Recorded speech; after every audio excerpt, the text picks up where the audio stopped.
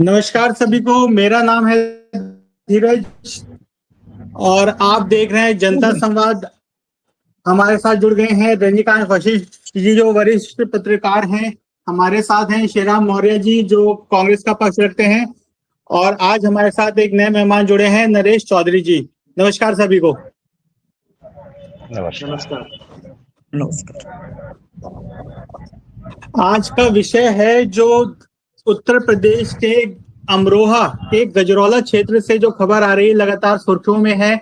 हम सब भी समाचार और अखबारों के द्वारा उस विषय की जानकारी रखते हैं कि गजरौला में केमिकल फैक्ट्रियों द्वारा छोड़ा गया जो पॉल्यूटेंट है वो पानी में जाकर पानी को दूषित कर रहा है। उसके अलावा वहां पे वायु प्रदूषण की भी खबरें आ रही हैं।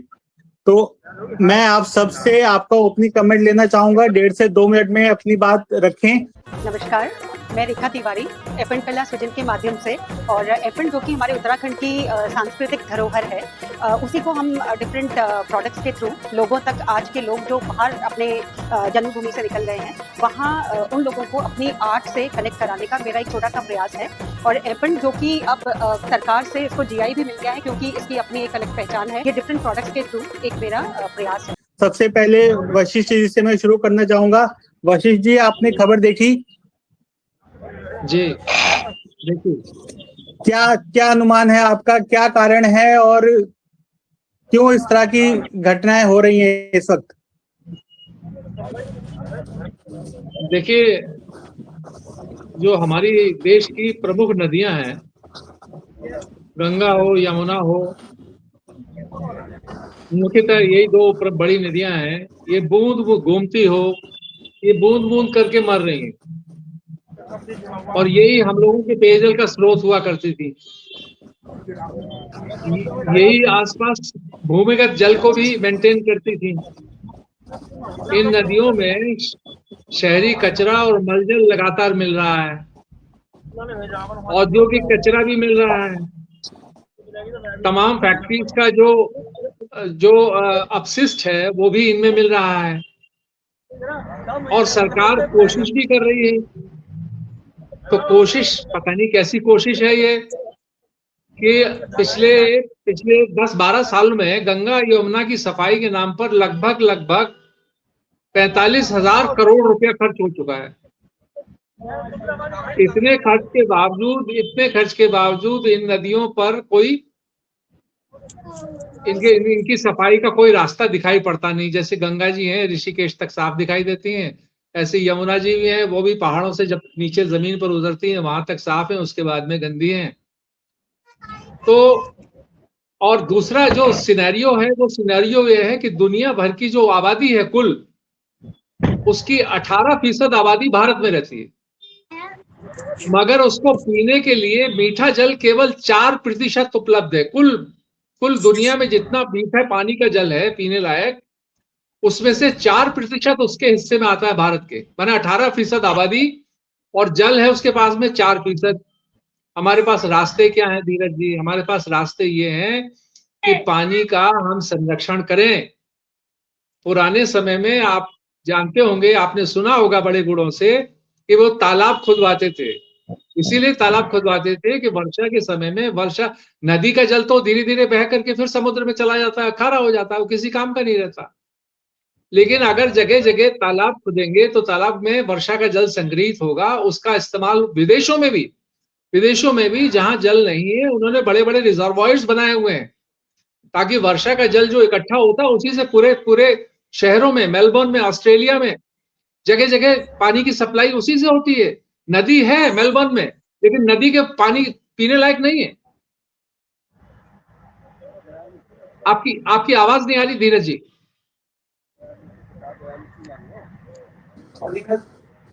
वशिष्ठ जी सुन पा रहे हैं? हाँ, अब आ रही है। मेरी आवाज आ रही है? मैं आपके पास आऊंगा दोबारा। अभी मैं नरेश जी के पास जाना चाहूंगा। नरेश जी, आपने सुना कि गंगा की सफाई में 4500 करोड़ रुपए तक अब तक खर्च हो चुका है, लेकिन ये विषय सफाई का नहीं है, ये विषय है गंदगी करने का। तो जो कंपनियां गंदगी कर रही हैं, जो मैंने रिसर्च करी, 2008 में भी सर्वे हुआ था इसी क्षेत्र में जहां पे पानी दूषित पाया गया था। 2012 में फिर से पानी दूषित पाया गया। 2016 में 6 फैक्ट्रियों को नोटिस दिया गया कि वो अपने जो कचरा है वो डायरेक्ट पानी में ना मिलाएं। उसके अलावा 2017 में 13 फैक्ट्रियों को बंद किया गया इसी क्षेत्र में। 2017 में 3 अन्य फैक्ट्रियों पे 10 लाख रुपए का जुर्माना लगाया गया। 2012 में उमंग डेयरी नाम की एक कंपनी है जिसपे लगभग 5 करोड़ के आसपास, 4 करोड़ 85 लाख मेरे ख्याल से वो एग्जैक्ट फिगर है, जुर्माना लगाया गया। और केमिकल प्लांट से गैस भी लीक हुई है। तो इतना सारा जुर्माना लगाया जा रहा है, रोक लगाई जा रही है, नोटिस दिया जा रहा है, लेकिन उसके बावजूद जो कंपनियां हैं वो अपने पॉल्यूटेंट को कंट्रोल क्यों नहीं कर पा रही हैं? मैं आपके चैनल के माध्यम से पहले तो सबसे पहले आपका धन्यवाद करना चाहूंगा। देखिए, मैं बताना चाहूंगा आपको, अभी जो ये केमिकल कंपनियां हैं या पेस्टिसाइड कंपनियां हैं, इनका जो पानी निकलता है वो बहुत जहरीला होता है। अभी एक नदी या बगत नदी के नाम से एक निकलती है अमरोहा जिले में। ये लोग उस नदी में पानी डालने का काम करते हैं। उस नदी ने यहाँ अमरोहा जिले की 2 तहसीलें पूरी तरह से अपने प्रभाव में ले ली हैं। सभी जितने भी वहाँ खेतों के समरसेबल हैं, गाँव में जो हैंडपंप लोगों ने लगा रखे हैं, उन सभी से जहरीला पानी निकल रहा है आज की तारीख में। उस पानी को पी करके लोग गंभीर बीमारियों के शिकार हो रहे हैं। यहाँ एक महामारी सी फैल चुकी है।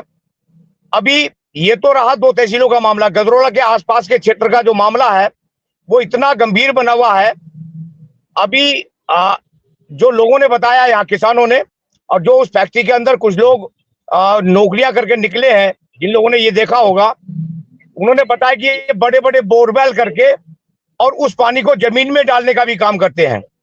जैसे कि अभी माघ का मास है, ऐसे में प्रतिबंध लगाया हुआ है। सभी जिलाध्यक्षों को निर्देश दिए गए हैं कि कोई भी फैक्ट्री का कचरा या पानी, गंदा पानी गंगा नदी में ना डाला जाए। तो ये बगत नदी ये नदी में जाकर के पड़ती है। अभी इसका पानी इन्होंने रुकवाया होगा। तो ऐसे समय पर ये लोग बोरवेल करके नीचे पानी डालते हैं। तो उसके कारण यहाँ क्षेत्र का सारा पानी पूरी तरह से तेजाब के रंग का हो गया है, जहरीला हो चुका है। उस पानी को पी करके बड़ी महामारी यहाँ फैल चुकी है। बड़ी आपदा गजरोला क्षेत्र में इस समय आई है। इसको लेकर के मैं बाहर था। मैं जिस दिन यहाँ पहुंचा तो यहाँ बहुत सारे किसान मेरे पास पहुंचे। उन्होंने बताया, ये पानी दिखाया। मैं ट्यूबवेलों पर गया, जाकर के मैंने देखा तो ट्यूबवेलों से पूरा जहर वो समरसेबल उगल रहे थे। बड़ा गंभीर मुद्दा था। अमरोहा डीएम को इससे अवगत कराया गया। अमरोहा डीएम ने अपनी फॉर्मेलिटी निभाते हुए कुछ जांच एजेंसियां यहाँ भेजी और वो 1 हफ्ते का समय लेकर के यहाँ से गई। आज तक 16 दिन हो गए हैं, यहाँ धरना चल रहा है यहाँ अनिश्चितकाल का। 16 दिन हो गए, आज तक वो जांच एजेंसियां ये नहीं बता पाई कि इस पानी की जांच क्या आई, कितना जहरीला है, या मट्टी के भी सैंपल गए थे, या कितनी मट्टी खराब हो चुकी है, कितनी फसलें खराब हुई हैं, कितना पोल्यूशन है।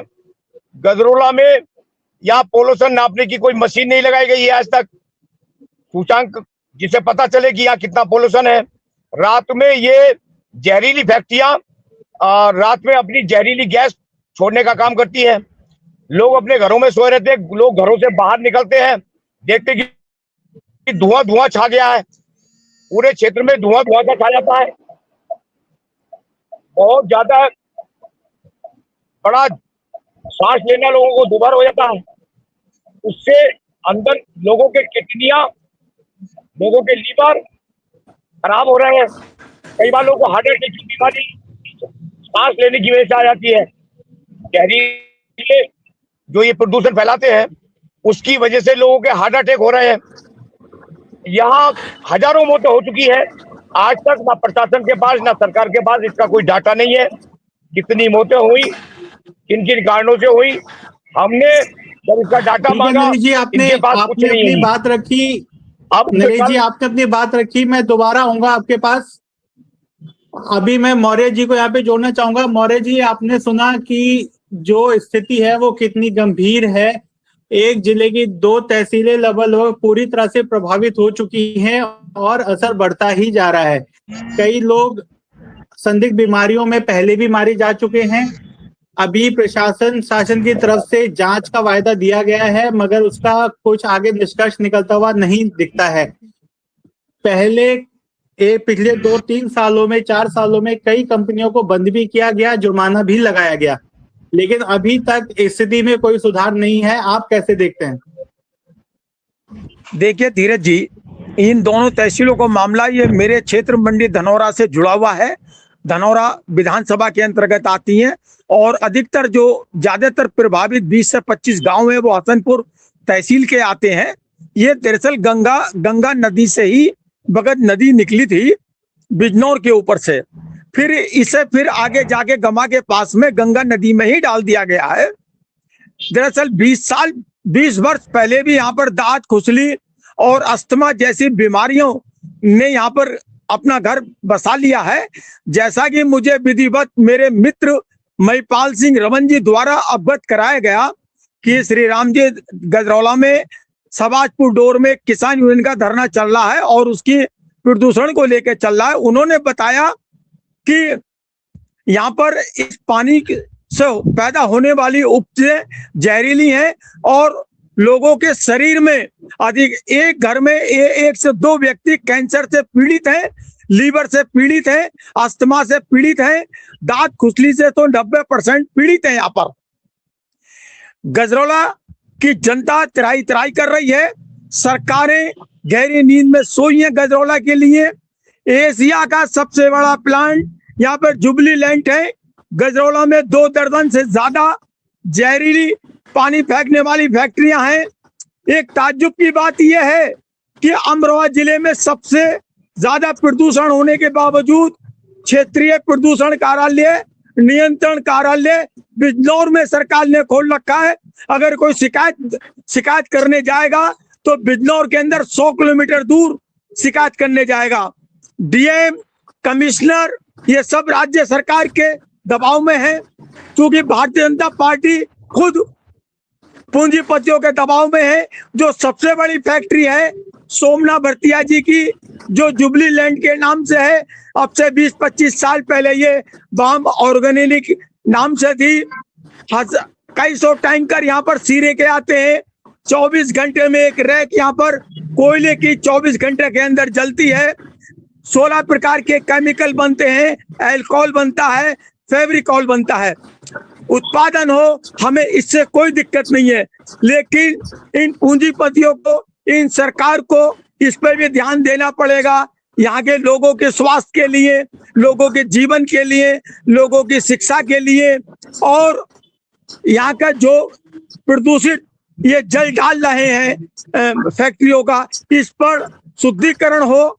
इन्होंने यंत्र तो लगा रखे हैं, लेकिन शुद्धिकरण यंत्र ये चालू नहीं रखते।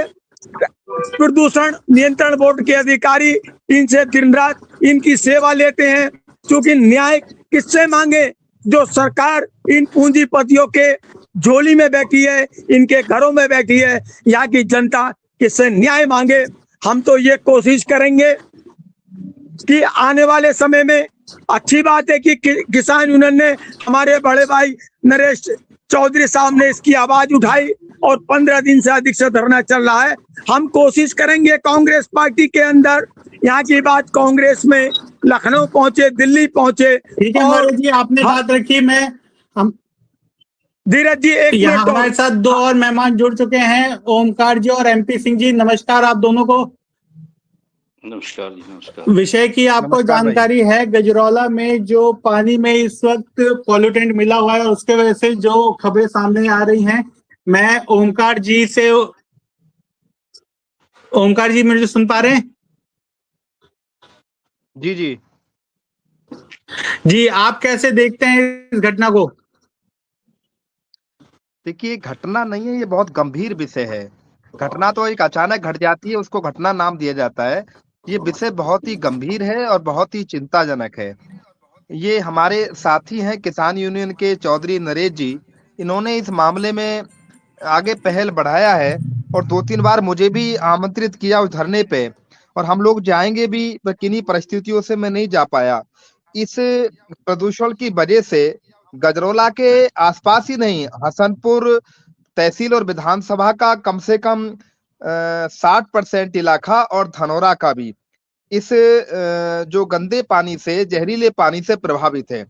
और जो बात नरेश टिकैत जी ने, श्री राम मौर्य जी ने कही है कि यहाँ के जो हैंडपंप हैं, यहाँ के जो बोरिंग हैं, और वहां उनमें वाकई लाल रंग का पानी, बिल्कुल ऐसा करके जैसे तेजाब होता है, ऐसा पानी वहां से निकल रहा है। अब इस तरह के पानी को मनुष्य पिएंगे या पशु पिएंगे तो बीमार होना निश्चित है। निश्चित तौर से यहाँ के लोग तमाम तरह की गंभीर बीमारियों के जकड़ में आ चुके हैं। लोगों को लीवर, किडनी, हार्ट, पैनक्रियास, तमाम गंभीर बीमारियां इस पानी को पीने से हो रही हैं। सरकार का इस तरफ बिल्कुल ध्यान नहीं है, जनप्रतिनिधियों का इस तरफ बिल्कुल ध्यान नहीं है, और संबंधित अधिकारियों का भी इस तरफ बिल्कुल ध्यान नहीं है। जो लोग, वो जो मौर्य जी ने कहा, वो अपना सेवा इन्फेक्टिव कराते हैं, बिल्कुल भी इस तरफ ध्यान नहीं देते। एक बार भी ना लोकसभा में ना विधानसभा में यहाँ के जनप्रतिनिधियों ने इस मामले को बिल्कुल नहीं उठाया, ना मेंबर ऑफ पार्लियामेंट ने और ना असेंबली के यहाँ के विधायक ने। आज तक विधानसभा में और लोकसभा में इस महत्वपूर्ण समस्या को, इस महत्वपूर्ण विषय को उठाने की जहमत नहीं उठाई। तो इससे क्या जाता संदेश?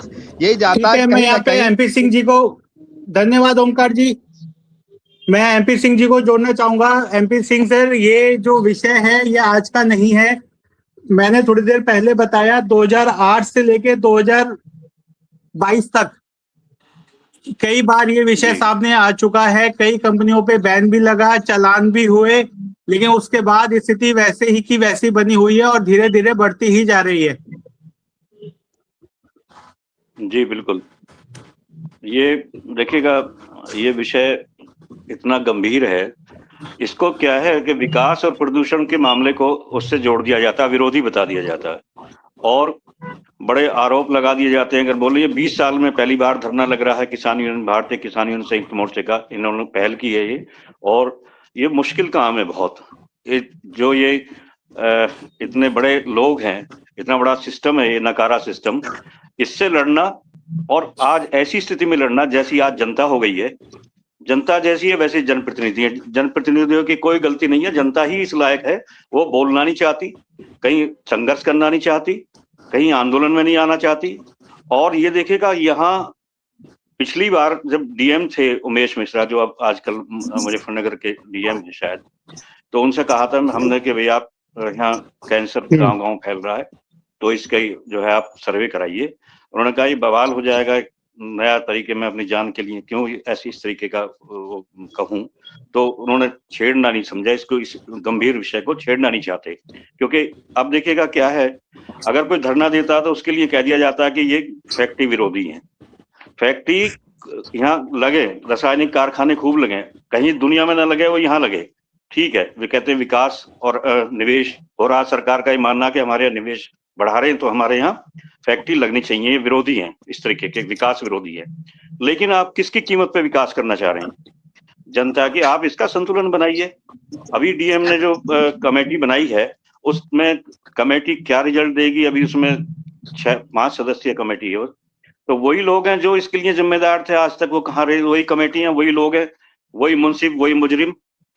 तो ऐसे कैसे काम चलेगा? उसमें जो ये 15 दिन से बैठे हैं, इनका एक प्रतिनिधि बैठना चाहिए था वहाँ, इन लोगों से पूछना चाहिए था कि उसमें शामिल करना चाहिए था कि भाई आप बताइएगा कि इसमें ये ऑब्जेक्शन करें कि भाई यहाँ नहीं है, ऐसा नहीं है। तो स्थलीय निरीक्षण आज तक नहीं हुआ। और देखिएगा, लोकसभा में हरीश नागपाल एक निर्दलीय विधायक थे, उन्होंने उठाया था मुद्दा एक बार, सिर्फ एक बार उठाई। और दूसरी बात क्या है कि अभी सीएमओ का बयान आया कि 2 लोग बीमार हैं बस यहाँ, तो बड़ा अटपटा बयान था। देखिएगा, खेल गांव बना था उसमें दिल्ली में, जब खेल गांव की निर्माण हो रहा था, वहां जमीन जहरीली जमीन थी। उस जमीन की वजह से खोदने वाले जो काम कर रहे थे, उसमें कितने मजदूर मर गए, अज्ञात मजदूर। उनको दफना दिया जाता था और पता नहीं चला, नए ले आते थे, कोई शोरगुल नहीं होता था। रहस्यमय बीमारी थी, कोई पता नहीं लगाया। इसी तरह यहाँ रहस्यमय बीमारी है, हम एक्सपर्ट नहीं है किसी चीज के, ना हम डॉक्टर चिकित्सा के एक्सपर्ट, ना मिट्टी के, ना पानी के। एमपी सिंह सर, आपने अपनी बात रखी। मैं एक बार दोबारा वशिष्ठ जी के पास आना चाहूंगा। वशिष्ठ जी, आपने सुना किस तरह से साफ साफ लीपापोती जैसा लग रहा है कि इतने लोग बीमार हैं इतनी बड़ी संख्या में, लेकिन सिर्फ 2 का आंकड़ा दिखाया जा रहा है। संख्या, ये जो विषय है बहुत पुराना है, लेकिन अभी तक कोई ठोस कार्यवाही नहीं है। ना विधानसभा में ये मुद्दा उठाया जाता है, ना लोकसभा में उठाया जा रहा है। तो किस तरह से हल होगी ये समस्या? देखिए, अभी सिंह साहब ने बहुत अच्छी बात कही कि विकास होना चाहिए, हम विकास के विरोधी नहीं है, लेकिन विकास किसके लिए हो रहा है? विकास जिसके लिए हो रहा है वो तो मृत्यु की कगार पे खड़े हो गए। तो इसमें एक संतुलन होना चाहिए, संतुलन होना चाहिए। साथ में जैसे अभी चौधरी साहब ने एक आवाज उठाई है, छोटे लेवल पर ही सही, आवाज कभी मतलब ये बहुत बड़ी क्रांतियां या बहुत बड़े आंदोलन बहुत बड़ी भीड़ से नहीं हुआ करते। मुट्ठी भर लोग इकट्ठे होते हैं और वो जागरूक होते हैं और दूसरों को जागरूक करते हैं। तो इसलिए इसके साथ ही साथ जनता को भी जागरूक होना पड़ेगा। अगर उन्हें समस्याएं हैं, ठीक है, प्रशासन कह रहा है कि साहब ये 2 ही लोग बीमार हुए हैं, लेकिन अगर वो लोग सामने आएंगे, वो लोग अगर चौधरी साहब जैसे लोगों के साथ में आएंगे, उठेंगे, आवाज उठेगी, जनता में जब जागरूकता आएगी कि नहीं साहब आप लोग समझ नहीं रहे हैं कि हमारे साथ क्या किस प्रकार की दिक्कतें हो रही हैं, तो इसके लिए जागरूक होना बहुत जरूरी है। जनता का भी रोल महत्वपूर्ण है, जनता को भी आवाज मजबूती के साथ उठानी होगी और उसके लिए जैसे नरेश चौधरी जी जैसे हैं, उन लोगों को जो सामने आए उनके लिए निश्चित रूप से बधाई के पात्र हैं। और सबसे महत्वपूर्ण बात यही है, इसमें जनता की जागरूकता बहुत जरूरी है।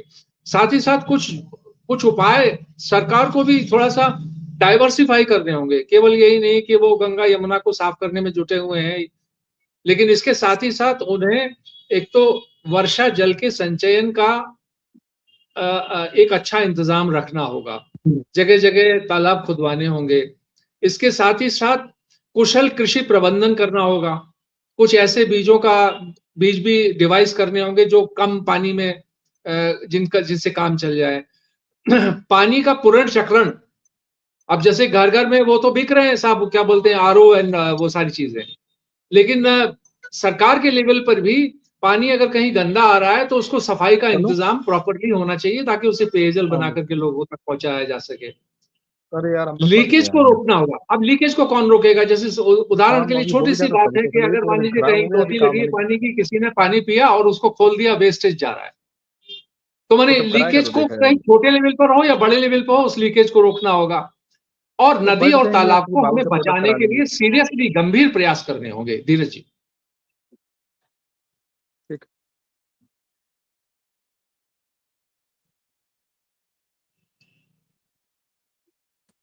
जी धन्यवाद वशिष्ठ जी। मैं यहाँ पे एक बार फिर से चौधरी जी के पास आना चाहूंगा। मैं एक बात बताना चौधरी जी सुन पा रहे हैं?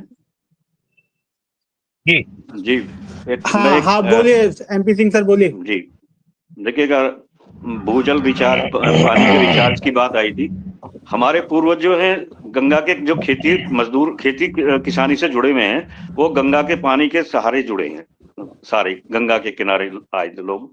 यहाँ एक सुजमना गांव है जो काली ढाब बोली जाती थी गंगा के किनारे। उसमें पशु पक्षियां इतने आते थे, वहाँ के साइबेरिया के आते थे, और मगरमच्छ थे, चिड़ियां इतनी थी बहुत ज्यादा।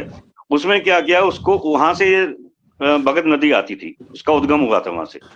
तो उसको इन लोगों ने क्या किया, उसका मटियामेट कर दिया, नदी को कब्जा कर लिया उस भगत नदी पे।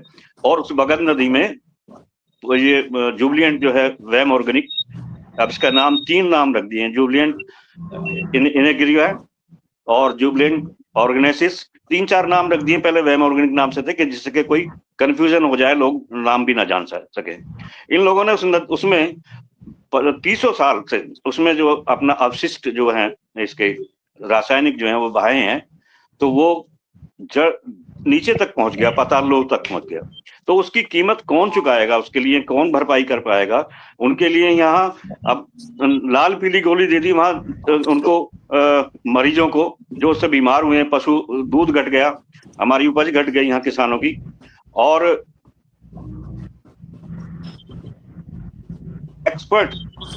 एक्सपर्ट जो है यहाँ टीम आनी चाहिए एम्स की, जो यहाँ इनको बता सके कि ये क्या रहस्यमय बीमारी क्या है, उसको सार्वजनिक हो आंकड़े, जो चौधरी साहब ने कहा था। और जी MP सिंह सर, सुन पा रहे हैं? आवाज आ रही है आपको? हाँ, मेरी आवाज आ रही है? जी तात्कालिक इसका उपाय ये है कि सबसे पहला जल का उपाय करना चाहिए, पानी का जो है वो उसको जो है उपलब्ध कराना चाहिए इन लोगों को पीने का, और उसकी उपाय करना चाहिए। उसके बाद दूसरा जो है मिट्टी का बाद में आएगा, उसका सबसे पहला काम ये होना चाहिए। धीरज जी, यहाँ सिंह साहब की बात में एक बात जोड़ना चाहूंगा धीरज जी, सिंह साहब की बात में, कि इसकी जिम्मेदारी सरकार पर तो होनी ही चाहिए, उस कॉरपोरेट सेक्टर पर भी इसकी जिम्मेदारी बाकायदा डाली जानी चाहिए, जिसकी वजह से, जिनकी फैक्ट्रियों की वजह से जल प्रदूषित हो रहा है। उन पर पेनल्टी लगाकर उन्हें मजबूर किया जाना चाहिए कि वो भी, कॉरपोरेट सेक्टर वाले भी वर्षा जल के संचयन में, तालाबों के बनवाने में, पेयजल को साफ करवाने में कॉरपोरेट सेक्टर का पैसा खर्च करवाया जाए। ये सरकार को दबाव डालना चाहिए कॉरपोरेट सेक्टर। ठीक है वशीष जी, आपने अपनी बात रखी। मैं यहाँ पे चौधरी जी अगर सुन पा रहे हैं तो मैं उनके बाद दोबारा आना चाहूंगा। चौधरी जी, आपने सुना बाकी वक्ताओं का क्या क्या इस पे स्टेटमेंट था, लेकिन यहाँ पे सवाल घूम के फिर वही आ जाता है, जैसा मैंने बताया कि 2017 में 17 से लेके 22 तक कई फैक्ट्रियों के खिलाफ सरकार ने एक्शन लिया है, प्रशासन ने एक्शन लिया है, जुर्माना भी किया है, फैक्ट्रियां बंद भी की गई हैं, लेकिन उसके बावजूद स्थिति जो है उसकी गंभीरता बढ़ती ही जा रही है। अभी देखिए, जब तक ये बोरवेल करने का सिस्टम, बोरवेल करके जो जमीन में पानी डाला जा रहा है, जब तक ये प्रतिबंध नहीं लगेगा इनके ऊपर, तब तक जमीन का पानी सुधरने वाला है नहीं। और क्योंकि ये जहरीले पदार्थ बनाती हैं कंपनियां, उसका पानी सारा ये जहरीला जमीन में जा रहा है। अब वो सारे पूरे क्षेत्र के भूजल को खराब कर रहा है। ये एक बहुत बड़ा मुद्दा है इस समय, क्योंकि अब लोग गंभीर बीमारियों के शिकार होने शुरू हो गए हैं। अब ये कंपनियां क्या करती है, यदि इनकी कोई जांच पानी के सैंपल लेकर के यदि कोई जांच एजेंसी जाती है, उसको कहीं ना कहीं ये प्रभावित करने का काम करते हैं। उनकी जांच ठीक नहीं आती, उस कारण से ये पानी आज इतना जहरीला बन चुका कि ये पीने के योग्य नहीं बचा है। ये जिम्मेवारियां उन एजेंसियों की, उन एजेंसियों के जो भी अधिकारी आज तक दिखते रहे, आज तक उस जांच को सही नहीं आने दिया उन्होंने। अब वो भी इसमें जिम्मेवार है, उनको भी इसकी सजा मिलनी चाहिए। और जो फैक्ट्री वाले लोग, जो भी कारखाने हैं, उनके ऊपर सख्त कार्रवाई इसकी हो। ये ऐसे मामला रुकने वाला है नहीं, क्योंकि जब तक इनके ऊपर सख्त कार्रवाई ना हो तब तक ये लोग बाज नहीं आएंगे। अभी होता क्या है, डीएम अमरोहा ने, अभी MP सिंह साहब बता रहे थे, एक कमेटी गठित की है जांच के लिए। अब जांच के लिए जो लोग चोरी कराते हैं उन्हीं लोगों की कमेटी बना दी। वो लोग इनके साथ पहले से ही हमसाज होते हैं। अभी हमारा किसान यूनियन का एक पद अधिकारी, कोई जिले का अधिकारी, उनकी उस कमेटी में रखा जाता, ताकि जो जानकारियां हमारे पास हैं हम लोग उनको अवगत करा पाते। तो लेकिन उनको ऐसा करना नहीं है। अभी जो ये कमेटी बनी है, इसमें किसान यूनियन का एक आदमी होना बहुत जरूरी है। देखिए, जब हमारे भाव तय करने की बात आती है, जब ऐसी जांच कमेटियां बनती हैं, उनको किसान यूनियन से अलग रखा जाता है, किसानों से अलग रखा जाता है। अभी फसलों के भाव तय करने में किसान को ही तो पता है कितनी उसमें लागत लगी है, कितनी मजदूरी लगी है। अब वो अपने हिसाब से वहां अपनी बात रख सके। अभी ये वो लोग ऐसी कमेटियों में गठित किए जाते हैं जिनको उसकी कोई जानकारी होती नहीं, तो उसकी जांच भी क्या सही आएगी। और कहीं ना कहीं वो लोग ऐसे लोगों से प्रभावित होने का काम करते हैं। इसलिए ना तो जांच सही आ पाती है और ना ऐसे लोगों को सजा मिल पाती है। वो लोग बेलगाम होकर के चाहे जल दूषित का मामला हो, चाहे प्रदूषण का मामला हो, चाहे गैस छोड़ करके लोगों को घुटन का मामला हो, तो ऐसे में सही कार्यवाही नहीं हो पाती, क्योंकि कमेटी का गठन सही तरीके से होना चाहिए। कमेटी में यहाँ लोकल के हमारे किसानों को या किसान यूनियन के किसी पदाधिकारी को रखा जाना बहुत जरूरी है। जब तक ये ऐसा नहीं करेंगे तब तक। ठीक है नरेश जी, ना आपने तो बात जांच रखी। मैं एक बार, थोड़ी समय की बाध्यता है, मैं लास्ट कमेंट मौर्य जी से लेना चाहूंगा। मौर्य जी, आपने देखा कि उत्तर प्रदेश की सरकार अब तक अपने लॉ एंड ऑर्डर के लिए जानी जाती रही है। शासन प्रशासन को माना जाता है कि सुधार हुआ है काम करने के तरीके में, लेकिन इस मामले में 15 दिन हो गए हैं, लोग धरने पे बैठे हैं, लेकिन अभी तक कोई बड़ी कार्रवाई होती हुई नजर नहीं आ रही है। कैसे देखते हैं आप? ये आपका लास्ट कमेंट रहेगा, जल्दी से बात रखेंगे, उसके बाद समाप्त करेंगे। देखिए, जिन घरों की गजरौला में फैक्ट्रियां हैं, जिन उद्योगपतियों की गजरौला में फैक्ट्रियां हैं, उनसे भारतीय जनता पार्टी करोड़ों करोड़ों कई हजार करोड़ रुपए चंदा लेती है। अधिकारियों की कोई हैसियत नहीं है कि उनके खिलाफ कोई नोट शीट बनाए या शिकायत दर्ज कराएं या ऐसी स्थिति लाएं कि राज्य सरकार से या भारत सरकार से कोई पर्यावरण की प्रदूषण नियंत्रण बोर्ड कमेटी या संसदीय कमेटी आए या ज्वाइंट कमेटी आए। ये चूंकि ये जो सरकार है भारतीय जनता पार्टी, ये पूंजीपतियों की सरकार है, ना तो ये किसानों की सरकार है, ना मजदूरों की सरकार है, और इनके आम जनता के आजीवन से कोई लेना देना नहीं है। लेकिन हम इतना चाहेंगे आपके माध्यम से कि भारत सरकार इस प्रकरण पर, गजरौला के जल प्रदूषण पर एक ज्वाइंट कमेटी बनाए, जिसमें राज्यसभा के भी सदस्य हो, लोकसभा के भी सदस्य हो, और गजरौला में आकर मौके का मुआयना करें और स्थानीय प्रशासन, जिला अधिकारी इसमें पूरा सहयोग करें। हमारे बड़े भाई MP सिंह यहाँ के बहुत सीनियर पत्रकार हैं और कई एजेंसियों में पत्रकारिता की है और राष्ट्रीय अखबारों में पत्रकारिता की है। इन्होंने मुझसे ज्यादा जानकारी MP सिंह जी को है, क्योंकि भारतीय किसान यूनियन ने पहल की है, इसके लिए ये बहुत बहुत बधाई है। जहां तक सवाल कांग्रेस का है, कांग्रेस इस पर मैंने जिलाध्यक्ष से बात कर ली है। आज कल में प्रदेश हाईकमान को इस समस्या से अवगत करा दिया जाएगा। कांग्रेस की तरफ से भी बहुत जल्द इस प्रकरण में इनके धरने में शामिल होकर घटना स्थलों का और इस भगत नदी के आसपास के गांवों का निरीक्षण करने का काम, जांच करने का काम कांग्रेस करेगी और राज्य स्तर पर और लोकसभा में आवाज उठाने का काम करेगी। ठीक है, अब ये आम जनता को तो समस्या के हल से मतलब है, चाहे कांग्रेस करे या भाजपा करे, और उम्मीद है कि सरकारें थोड़ा जागेंगी जल्दी और इस समस्या का हल निकालेंगी। आप सभी का हमारे साथ जुड़ने के लिए बहुत बहुत धन्यवाद। थोड़ी समय की बाध्यता है, इसलिए मैं सबको उस तरह से समय आज नहीं मिल पाया है, उसके लिए मैं माफी चाहूंगा और उम्मीद है आप सबसे फिर अगले विषयों पे जुड़ेंगे। धन्यवाद।